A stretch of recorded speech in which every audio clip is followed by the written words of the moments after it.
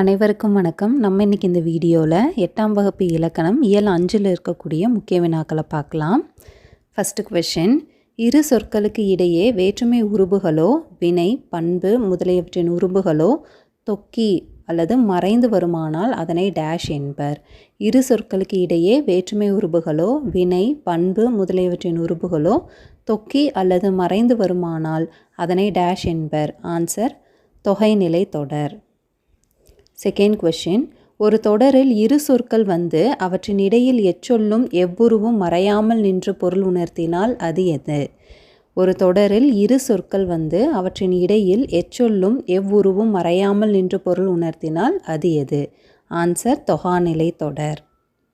Third question, தொகைநிலை தொடரில் பொருந்தாதது எது? தொகைநிலை தொடரில் பொருந்தாதது எது? ஆன்சர் இரு பெயரொட்டு பண்பு தொகை. இந்த வேற்றுமை தொகை, வினைத்தொகை, உண்மை தொகை இது மூணும் தொகைநிலை தொடரில் வரும். நெக்ஸ்ட் கொஷின், தொகாநிலை தொடர் எத்தனை வகைப்படும்? தொகாநிலை தொடர் எத்தனை வகைப்படும்? ஆன்சர் 9. நெக்ஸ்ட் கொஷின், சொற்களுக்கு இடையிலும் இறுதியிலும் என்னும் இடைச்சொல் மறைந்து நின்று பொருள் தருவதை டேஷ் என்கிறோம். சொற்களுக்கு இடையிலும் இறுதியிலும் என்னும் இடைச்சொல் மறைந்து நின்று பொருள் தருவதை டேஷ் என்கிறோம். ஆன்சர் உம்மை தொகை. நெக்ஸ்ட் கொஷின், காலம் கறந்த பெயரெச்சம். காலம் கறந்த பெயரெச்சம். ஆன்சர் வினைத்தொகை. நெக்ஸ்ட் கொஷின், மாட்டு கொட்டகை என்ற சொல்லின் இலக்கண குறிப்பு. மாட்டு கொட்டகை என்ற சொல்லின் இலக்கண குறிப்பு. ஆன்சர் 4ஆம் வேற்றுமை உருபும் பயனும் உடன் தொக்க தொகை. நெக்ஸ்ட் கொஷின், ஆடு கொடி வளர்தமிழ் என்ற சொல்லின் இலக்கண குறிப்பு. ஆடு கொடி வளர்தமிழ் என்ற சொல்லின் இலக்கண குறிப்பு.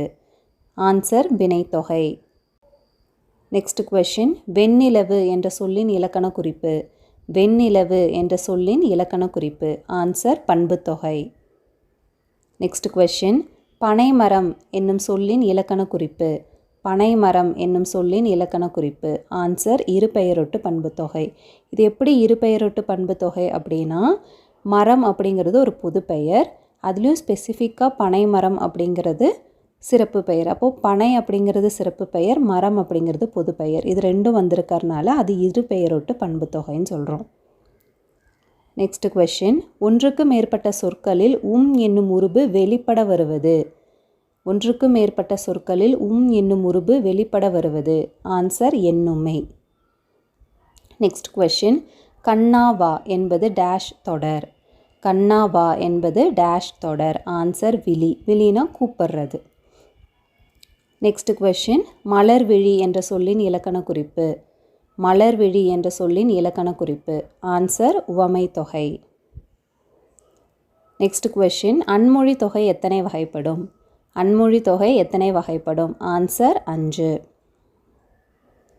நெக்ஸ்ட் கொஷின், சாலவும் நன்று இதற்கு பொருத்தமான ஒன்றை தெரிவு செய்க. சாலவும் நன்று இதற்கு பொருத்தமான ஒன்றை தெரிவு செய்க. ஆன்சர் உரிச்சொற்றொடர். அந்த சால தவ நனி இதெல்லாம் வந்தாலே உரிச்சொற்றொடர் தான். நெக்ஸ்ட் கொஷின், பொற்றொடி வந்தால் இத்தொடருக்கு பொருத்தமானது. பொற்றொடி வந்தால் இத்தொடருக்கு பொருத்தமானது. ஆன்சர் அன்மொழி தொகை.